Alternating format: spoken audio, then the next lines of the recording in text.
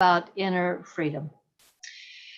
So I want to start with the proposition that inner freedom is a steady state of peace, love, and happiness. And when we're in these states, we are actually remarkably, we have this huge capacity. These states produce a huge capacity. So we're more creative, we're more social, we're more generous hearted. We generate more ideas, we act on more ideas. So when we are filled with these states of the soul, of being peaceful and loving and joyful, this is a very powerful state. And it is natural to the soul. We were born this way. And if you've ever been around a baby very much, you would know that they show up peaceful, except for whatever tummy aches they have and wetness and occasional disturbances. They show up peaceful, they show up loving, they show up happy. This is our natural nature. So what happens? I mean, we're not all peaceful, joyful, and loving all the time now. So what happened to us? So, and that's what I want to explore with you a little bit tonight, is that we have these experiences that affect us, right? We have these experiences and therefore these memories that cause a heaviness in the heart, that cause certain limiting thoughts. And these experiences end up covering up our powerful natural states. We lose our freedom. And we're influenced by these limiting thoughts and feelings. So we still have happiness. We do feel happy sometimes, but it fluctuates. We're up, we're down. We're back up, now we're back down. Our hearts begin to feel impossibly heavy. Not all the time, but certain things happen and they make the heart feel very heavy. And the mind keeps returning to these limiting thoughts. It creates kind of a loop where it returns again and again to these thoughts of heaviness and sorrow and limitation of various sorts. So if we're going to liberate ourselves, we have to learn how to control the minds and the thoughts we create, how to manage the mind, how to keep the mind free, and to create these kinds of thoughts. And we have to clean the heart. Now, I've talked in the past about cleaning the heart, so I'm not going to talk so much about that tonight. We can cover that again sometime, but I'm thinking more tonight about the mind and thoughts. And what I'm really talking about is spiritual power. So in order to get us started, I want to tell you a little story. And you may have heard this story before, but I like it very much, so I'm going to share it with you again. So there were two men, both seriously ill, who occupied the same hospital room. One man was allowed to sit up in his bed for an hour each afternoon to help drain the fluid from his lungs. And his bed was next to the room's only window. The other man had to spend all the time flat on his back. So these two men talked for hours on end. They talked about their wives and their families. They talked about their homes and their jobs. They talked about their involvement in the military, where they went on vacation. So every afternoon, when the man in the bed by the window could sit up, he would pass the time describing to his roommate all the things he could see outside the window. And the man in the other bed began to live for those 1 hour periods where his world would be broadened and enlivened by all the activity and color of the world outside. The window overlooked a park with a lovely lake. Ducks and swans played on the water, while children sailed their model boats. Young lovers would walk arm in arm amidst the flowers of every color, and this fine view of the city's skyline could be seen in the distance. As the man by the window described all of this in exquisite detail, the man on the other side of the room would close his eyes and imagine this picturesque scene. One warm afternoon, the man by the window described a parade passing by. Although the other man could not hear the band, he could see it in his mind's eye, as the gentleman by the window portrayed it in these descriptive words. So the days and the weeks and the months passed by. One morning, the day nurse arrived to bring water for their baths, only to find the lifeless body of the man by the window who had died peacefully in his sleep. She was saddened and called the hospital attendants to take the body away. As soon as it seemed appropriate, the other man asked if he could be moved next to the window. The nurse was happy to make the switch, and after making sure he was comfortable, she left him alone. Slowly, painfully, he propped himself up on one elbow to take his first look at the real world outside. He strained to slowly turn to look out the window beside the bed. It faced a blank wall. The man asked the nurse what could have compelled his deceased roommate, who had described such wonderful things, outside this window. And the nurse responded that the man was blind and couldn't even see the wall. She said, perhaps he just wanted to encourage you. Now, what we're talking about is the kind of inner power that the man by the window had. What puts us in bondage is not our physical circumstances. It's the thoughts and the feelings we have about these circumstances. Does that make sense? So, just think about what's going on around you. So, just this week, I spoke with someone I know really well who has everything material, everything you could imagine, and yet is deeply burdened and sad and overwhelmed. If a child of ours has lost his way, we can become so sad about that, so worried about that. If someone we love is at the end of their lives, right, we can become absorbed in that and perhaps the tragedy of it and the pain of it, etc. So these things put us in bondage, and we think it's those things that are limiting us, but it's actually our thoughts about those things that are limiting us.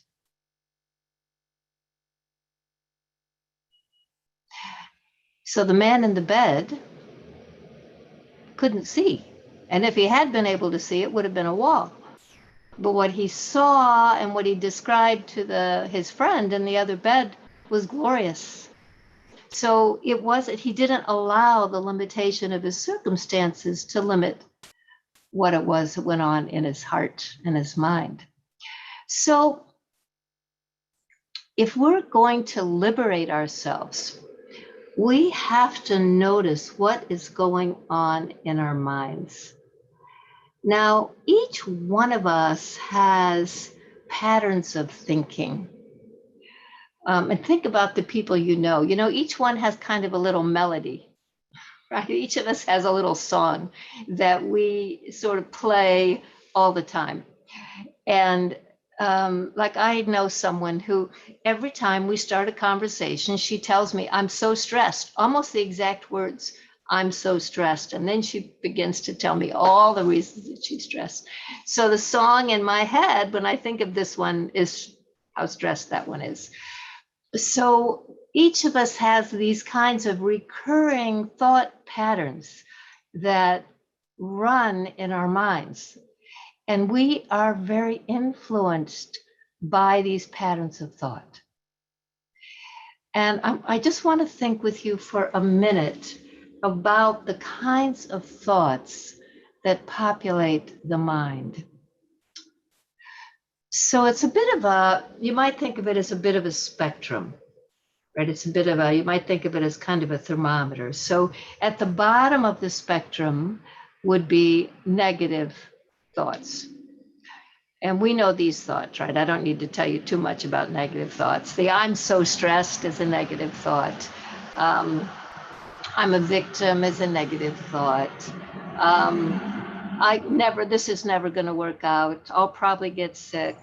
All of these kinds of thoughts are negative thoughts, very limiting thoughts, these negative thoughts. Then there's, if you go up a little bit from the negative thoughts, you get to waste thoughts. And with waste thoughts, I think this is like gossip, right? Talking about other people, talking about other things, etc. And then if you come up a notch from there, you get to ordinary thoughts. So here's your calendar and your plans and all the busyness of your life. It's not negative, it's not positive, it's just kind of filler, right? And then you get positive thoughts.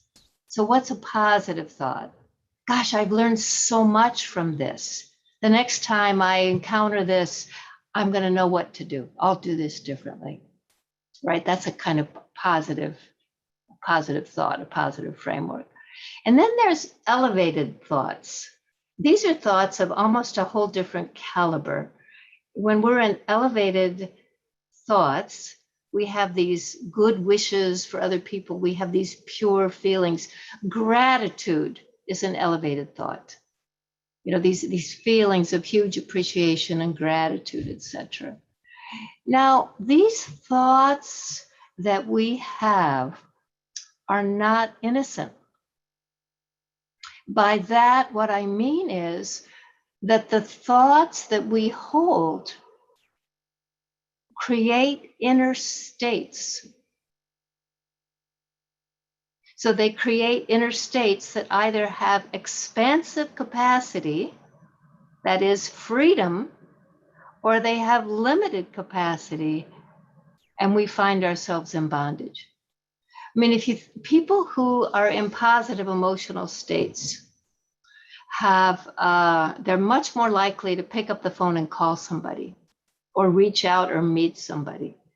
They generate lots of creative thoughts. They act on more thoughts. They're more expansive. By freedom, what we're talking about is they have the capacity to deal with their situation with lots of imagination and with big hearts. They're generous hearted. So this is this free state of mind, this original native state of mind for the soul, happy, joyful, loving, peaceful, contented, kind, resourceful, resilient.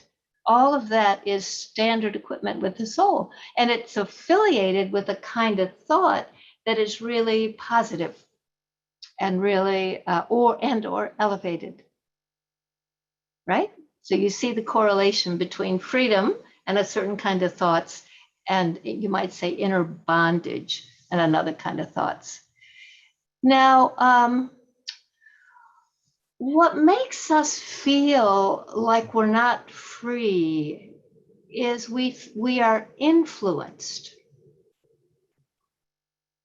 So we are being influenced by something. We think that it's from the outside. So I may think that my boss is messing with my life. My spouse is ruining my life. My landlord, my child. I mean, these people in my life are upsetting me. But actually, it's not those people who are upsetting me. It's my thoughts about those people that are upsetting me. It's the same with situations. We say COVID. COVID has really messed with my year and a half. It's locked me in the house. It's ruined my life.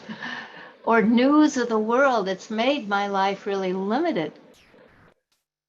I don't like this stuff I'm reading about Afghanistan and Haiti, about, political things, about all this heartbreak, these sad stories. It's making me sad. So what we're saying is those things are creating sorrow in my heart. They're creating negative thoughts. But actually, it's my thoughts about COVID. It's my thoughts about the news. That's what's upsetting me, not the thing itself. Or with the body, right?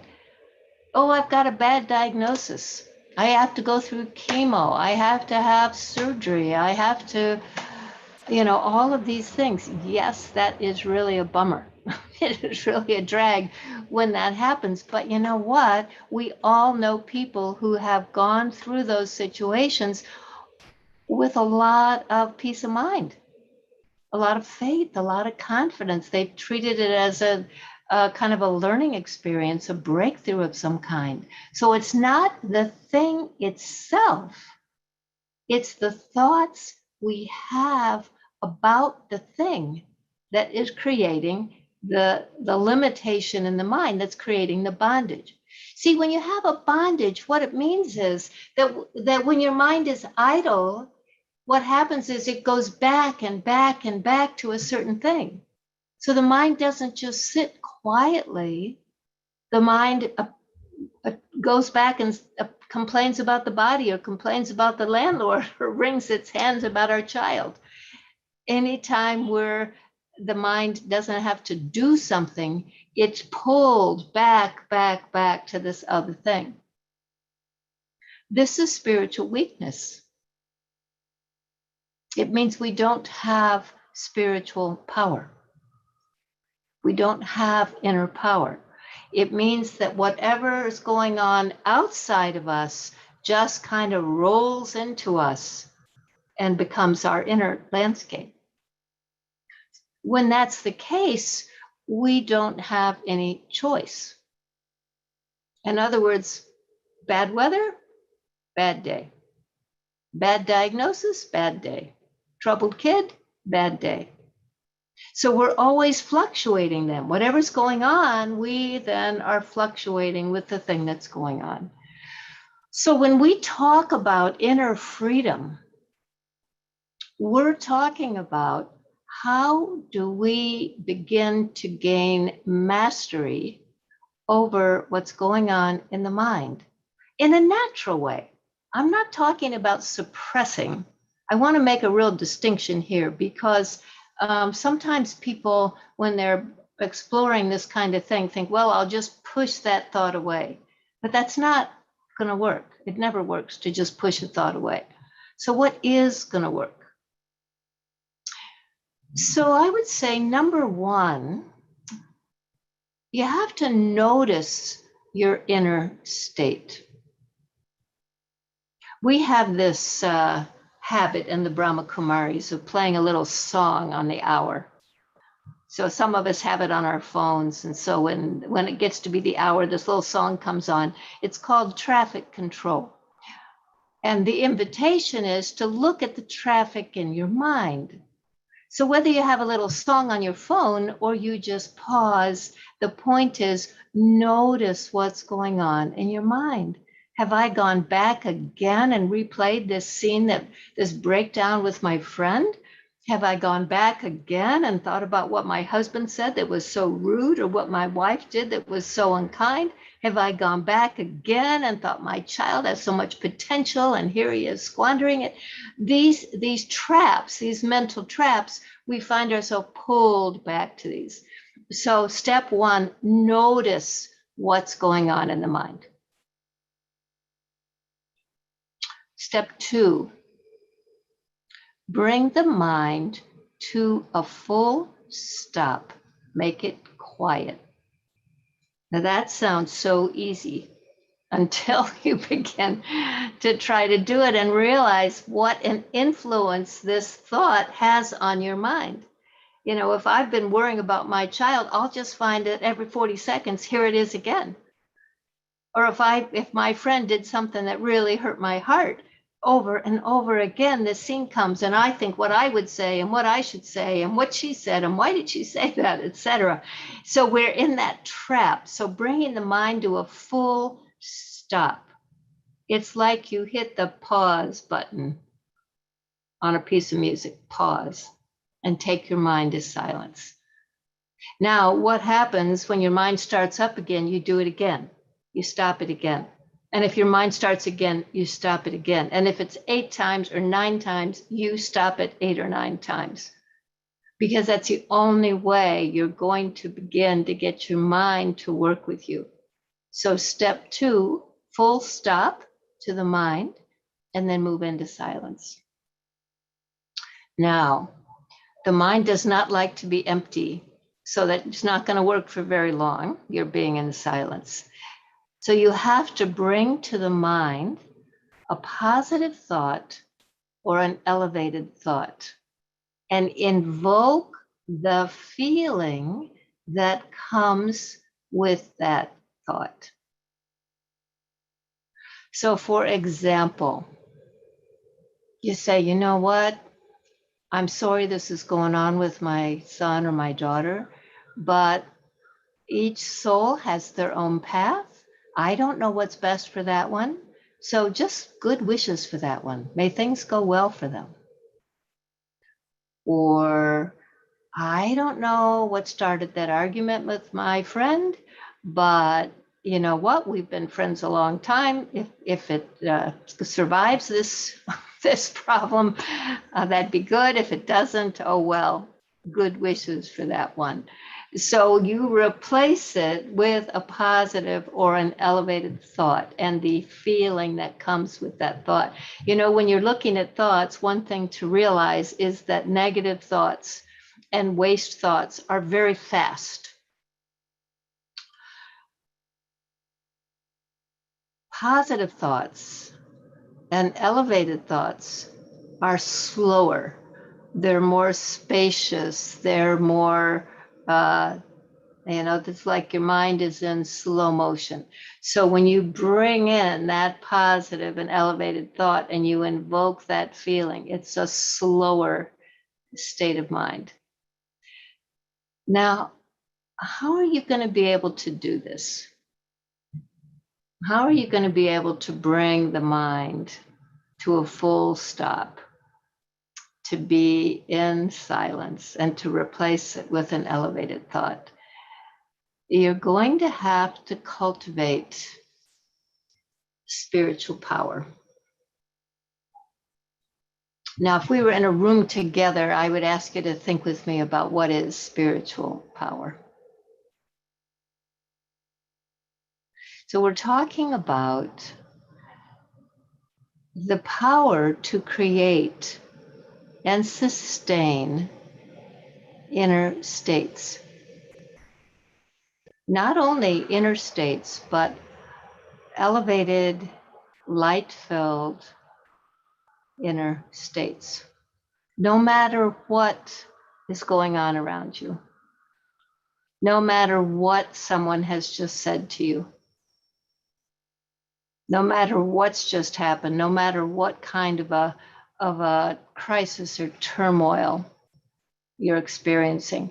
You know, if you've ever been around someone who's spiritually powerful, you would have noticed certain things about them. So, for example, the Dalai Lama. This is a spiritually really powerful soul, very light, very fun. Enters a room smiling, almost laughing, very relaxed.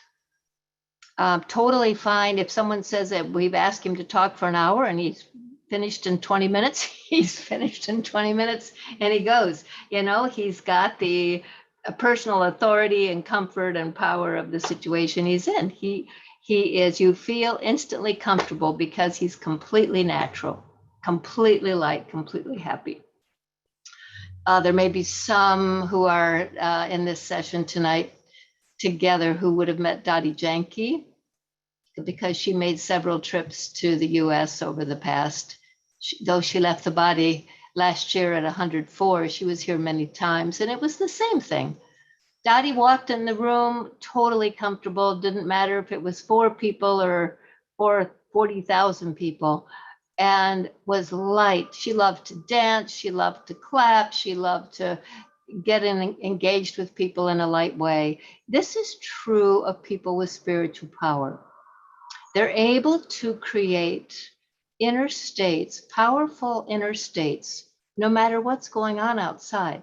Part of it is they have certain spiritual understanding, and part of it is they have certain spiritual practice. So I remember a time when the Dalai Lama was talking about the Chinese and how they had invaded Tibet. And he was getting a lot of pressure from young Tibetans to take an aggressive stance, you know, to protect the country, to comment on the moral problem that the Chinese were having.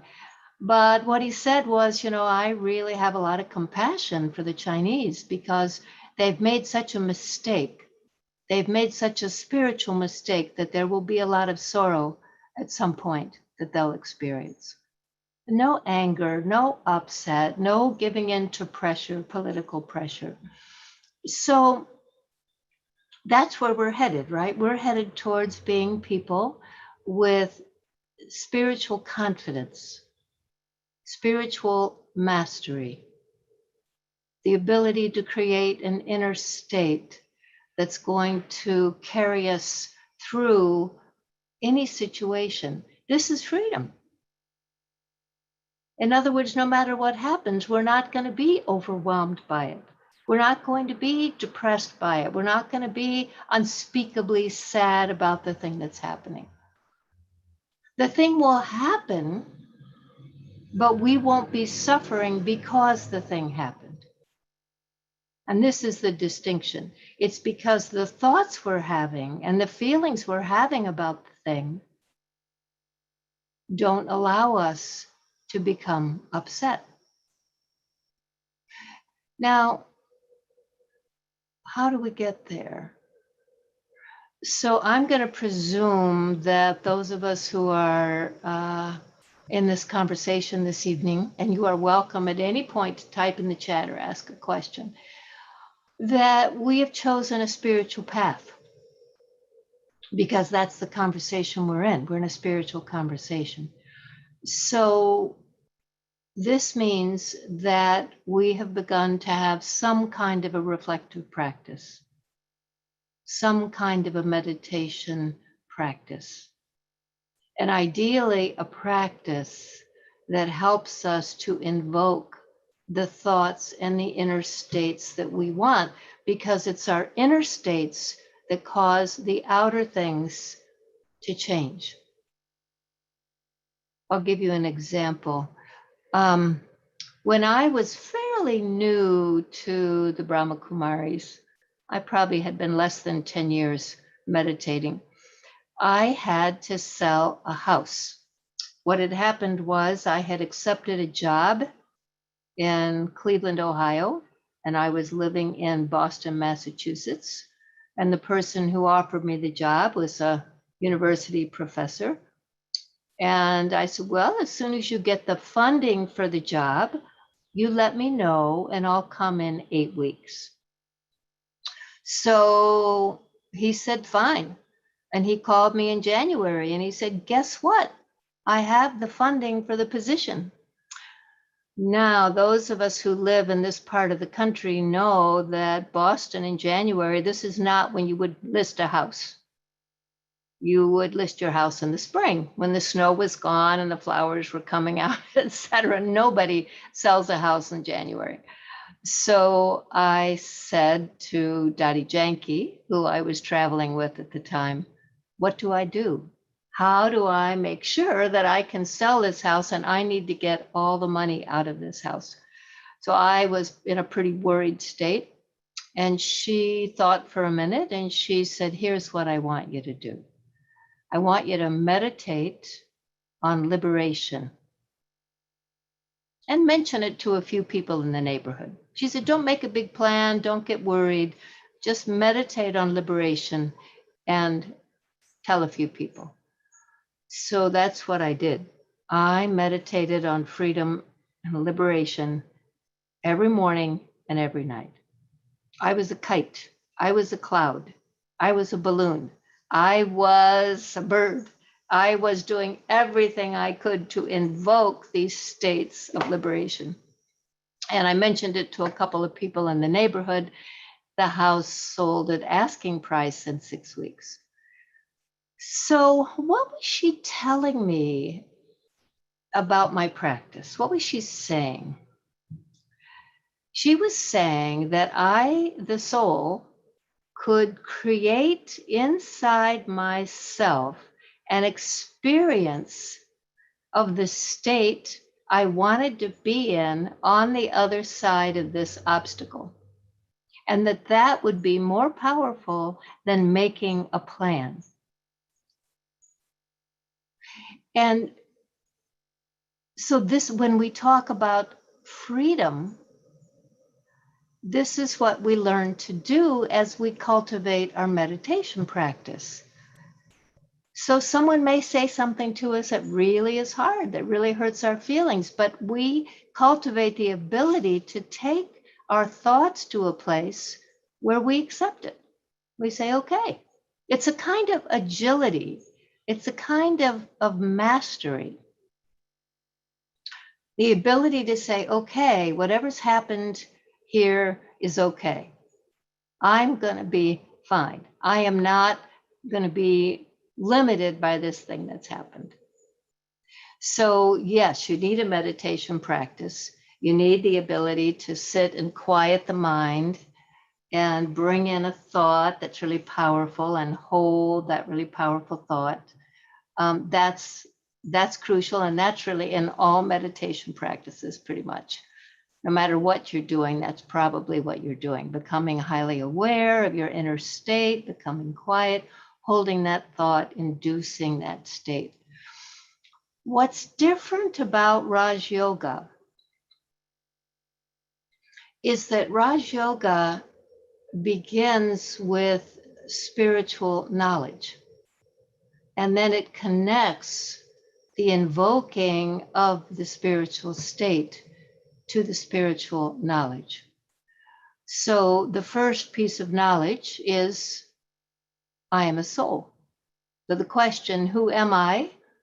And the answer, I am a soul. Which means I am eternal and that my natural nature is, as I talked about at the beginning, purity, peace, love, and happiness. And that is what I'm made of. That is I am constituted of those things. I may lose track of those things. They may be covered up, but they can't be taken away from the soul because that's what the soul is. It's like if you had a flower, you can't take the fragrance out of the flower. You can't take the petals out of the flower. That's what the flower is. It's the same with us. We are love. We are peace. We are joy. So my understanding that I'm eternal, my understanding that this is my nature, is the ground for my spiritual practice and my spiritual agility, my spiritual mastery. And so not only do I make myself quiet, but I also I turn inside and I orient to those things that are imperishable. So with some kinds of meditation, you're still focused outside, but you're trying to calm yourself down. I still think I'm Judy. I still think I am female. I'm in this role. I do this job, etc. But I'm going to be a peaceful version of myself. But with Raj Yoga, I turn away from that material identity. I am the soul. I am the light inside. I am naturally powerful, naturally peaceful. I orient to that. I stabilize myself in that as a spark of light behind the eyes. So that's your ground with Raj Yoga meditation. Your second element with Raj Yoga meditation is the understanding of the source energy of the universe. And this is remarkably common in a lot of paths, but I think it's confusing because of the way we think about it. So our understanding of the source energy of the universe, what you call the supreme source or God, is that it's not omnipresent. I know that's a hard concept because for a lot of us, we think, well, God is everywhere. Our understanding is that God is not everywhere. That the spirit is everywhere. Spirit is in everyone. Everyone has a soul, this imperishable, love-filled nature. But God is the source energy, the source presence of life, of creation. The reason this matters is because when we want to pull ourselves into peace or to pull ourselves into love, we need something more than ourselves. If we're in an upset state, it's hard to locate our peace. It's hard to locate our love because we're distracted. Something's really fighting. We're in a little battle inside.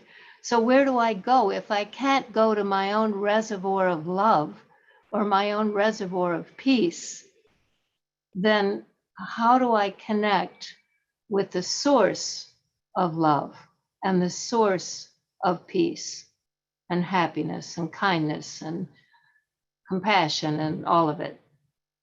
And that's what the Supreme Source is. It is the reservoir of all of that. It is the soul, the presence that holds all of that through all time in its pure form.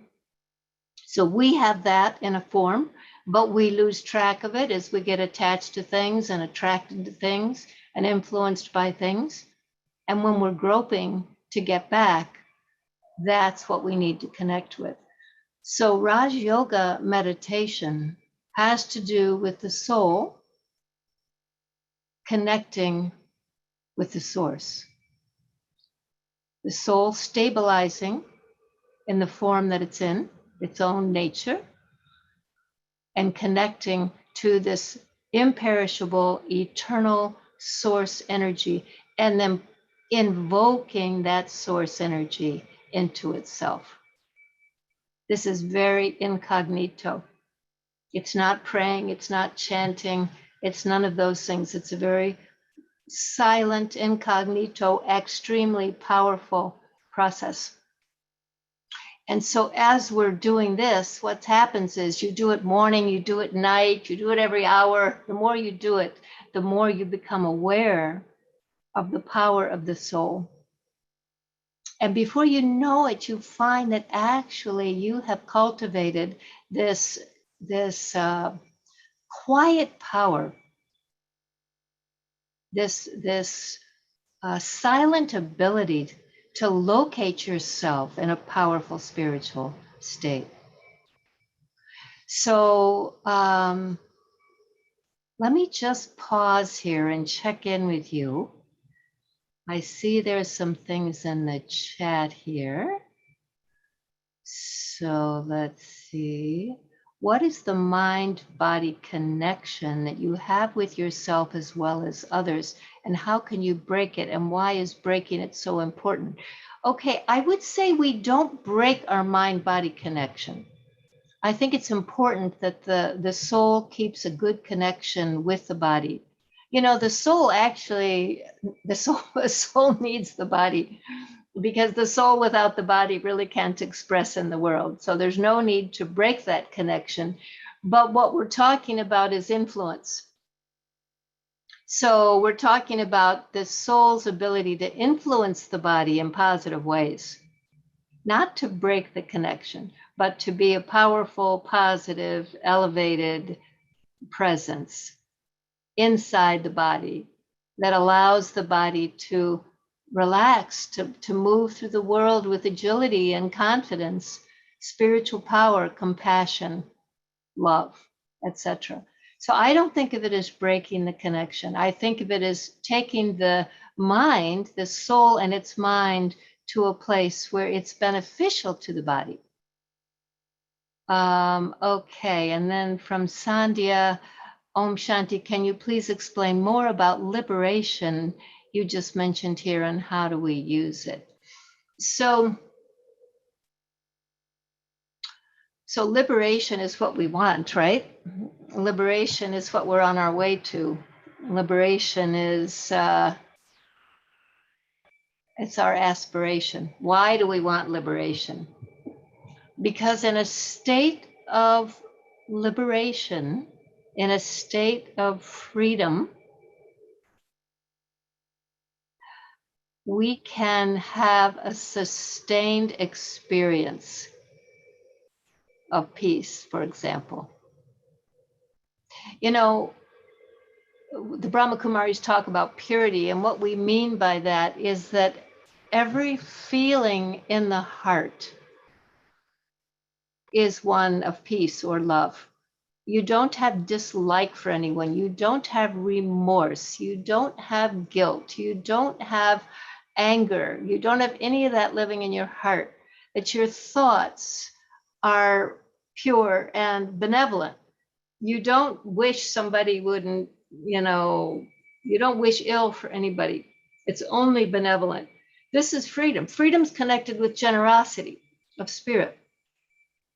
So that's why it matters so much. When Dottie was telling me to meditate on liberation, what she was saying is, what you really want here isn't to sell a house. What you want is to be unburdened. What you want is to be free, so you can go on to the next thing. So meditate on that. Don't meditate on selling a house. Meditate on the state you want to be in, the state of ultimate capacity. I don't know if that was helpful. You need to tell me if you need more on that.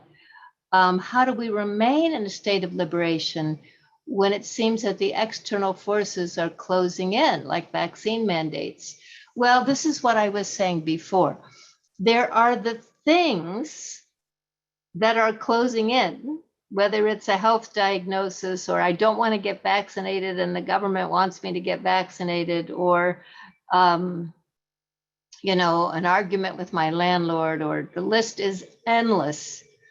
But you see, it's not those things that are making us suffer.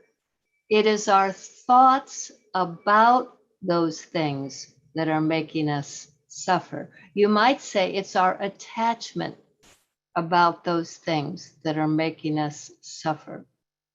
I've seen remarkable cases of people going through incredible things, losing everything, losing their spouse, losing their belongings, their house, their money, their identity, their everything. And because of where their consciousness was, they were completely free. And this is what we're talking about. How do I create this consciousness Now, obviously, in a 1-hour talk, that's different from a lifetime of meditation, but I'm encouraging you to develop this spiritual power so that these things don't distress you. So we've got joy. You mentioned family members or life situations that can be emotional triggers. Can changing the thoughts of the mind to see in a good light help transform myself in the situation? Gosh, that's my absolute belief. One thing we have to remember, every soul has its own script. Every soul has a script that has been written by their past actions. Because the action we take creates a reaction. This is the principle of karma, right? So I do something benevolent in the world. I go out and build a hospital or save a bunch of people in a burning house or whatever.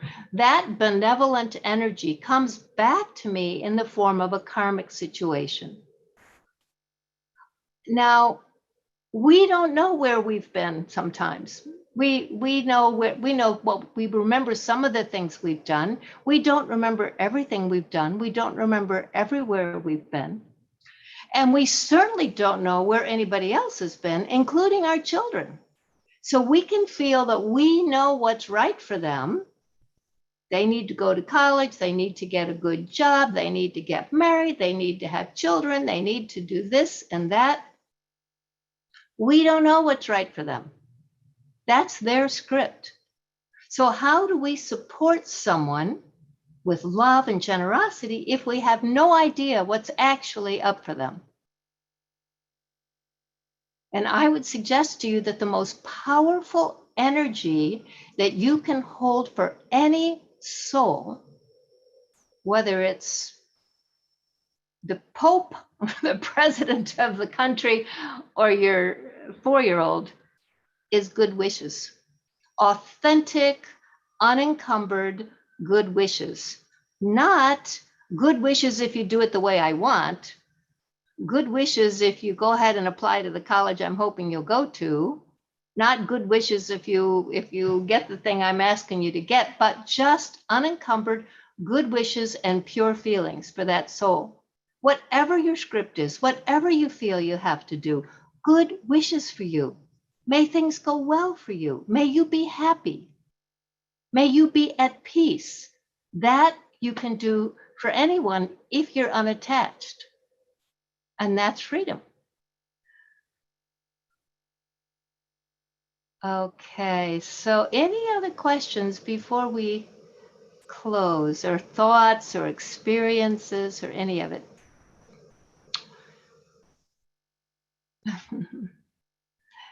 I mean, this is very deep territory that we're in here. We're into deep spiritual territory. And what I'm proposing to you is that you have the ability to live in complete freedom and joy. There's nothing preventing you from living in complete freedom and joy. It's just a matter of cultivating the inner capacity to do that. And Natasha is asking, when you're faced with choices, how do we know what's the right path? Well, let me just say briefly. So when the mind is in limitation, so when the mind is in fear, anger, sadness, worry, etc., or when the heart is carrying those feelings, the intellect becomes locked. And the intellect is where the discernment is. In other words, we know what's right or wrong because the intellect tells us what's right or wrong. It gives us that nudge, that feeling, that instinct about what we should do, what's the right thing to do, what's going to bear fruit.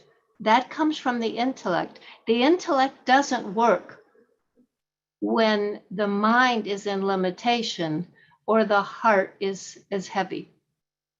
It'll lock up and you won't be able to know what's right. You'll try to ask other people, what do they think? You'll try to think your way through it. But that doesn't take you to the right spiritual answer for the soul. The right spiritual solution is something that comes from your own intuition. Your own intuition comes from your discernment of your intellect, right? So what we're talking about with liberating the mind, invoking powerful inner states, cleaning the heart, this is the path you're on, right? When you choose a spiritual path, this is what you're choosing. You're saying, let me live in freedom. Let me live in joy. Let me live in love. Let me live in contentment.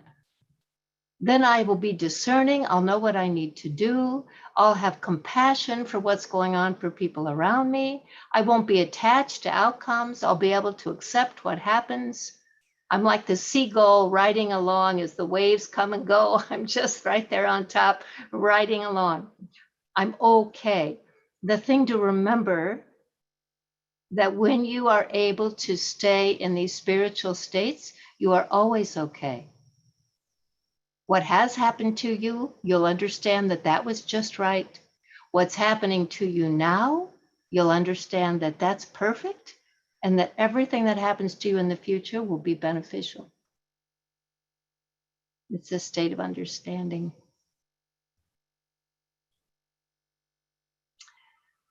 Do you want to do a little meditation before we exit? Any last questions?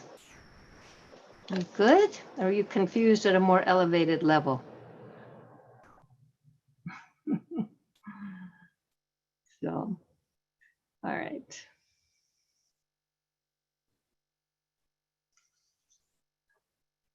It was a very clear talk, Sister Judy. Thank you for taking us through. It was very uplifting as well. There are many comments on social media as well about the talk. So everybody's thanking you. All right. Well, let's take a little time together. So, why don't you sit comfortably?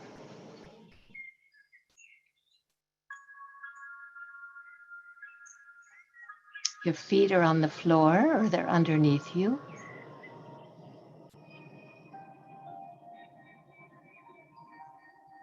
Your head is over your spine, your neck is straight. And if you can manage, your eyes are a little bit opened. They're either staring at something in front of you or maybe they're looking at your lap so you don't fall asleep or drift off.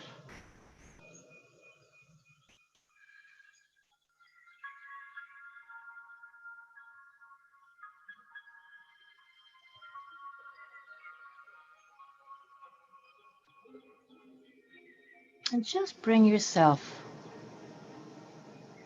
one thought. First, bring it to your heart, the experience of freedom. I, the soul, am completely free. There's nothing in my heart but peace, love, and joy.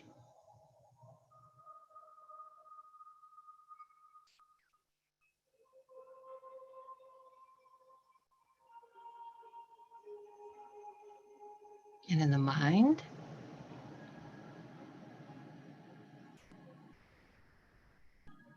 just liberation, freedom.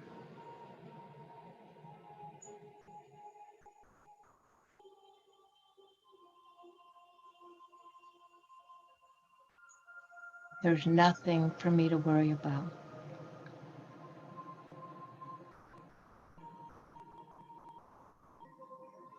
I, the soul,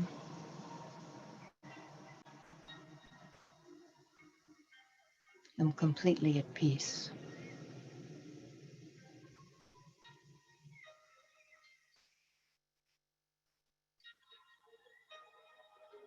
I have everything I need.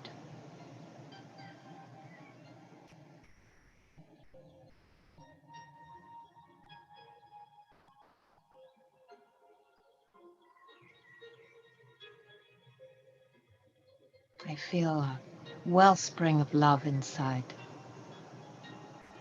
for everything, everybody, for the lovable ones and the unlovable ones.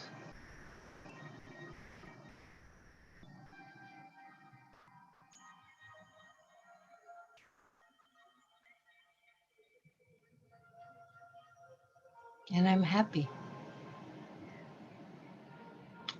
not because anything outside made me happy,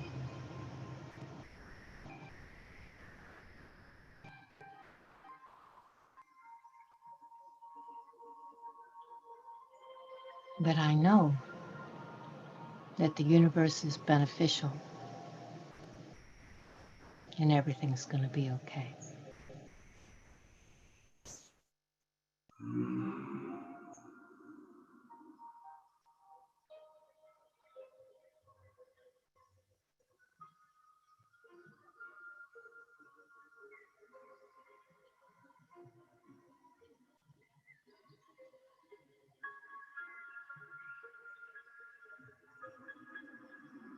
And I remain seated behind the eyes. I'm the spark of the soul.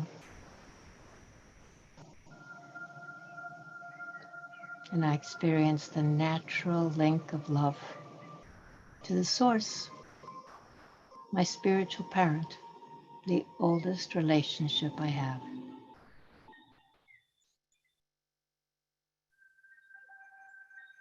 And I allow the current of that link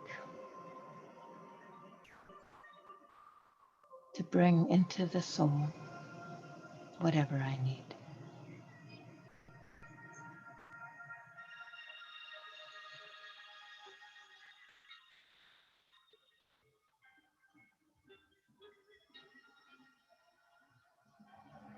And so, with a full heart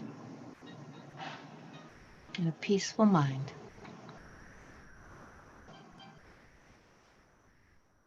I experience myself to be a kind of lighthouse,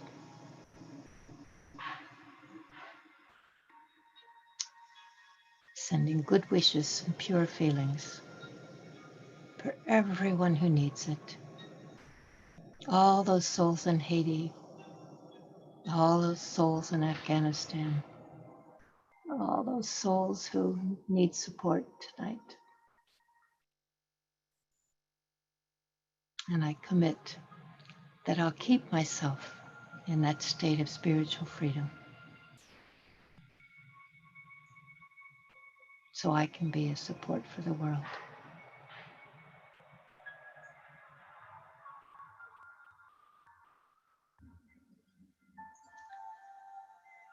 Om Shanti.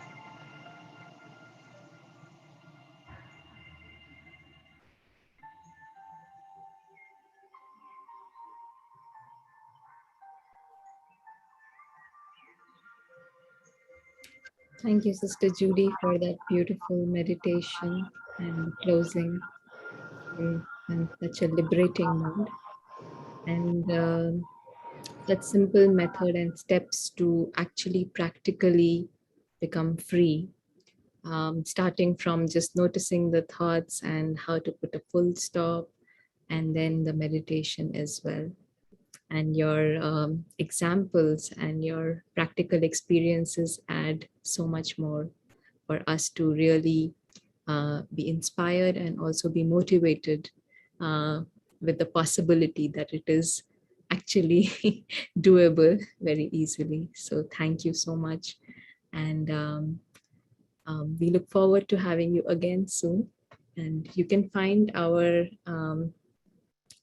details of the talks that are going to happen in the following weeks on the website, Peace Village Retreat Learning and Retreat Center, peacevillageretreats.org, and also manhattanmeditationcenter.org. So look forward to having you all again, and thank you.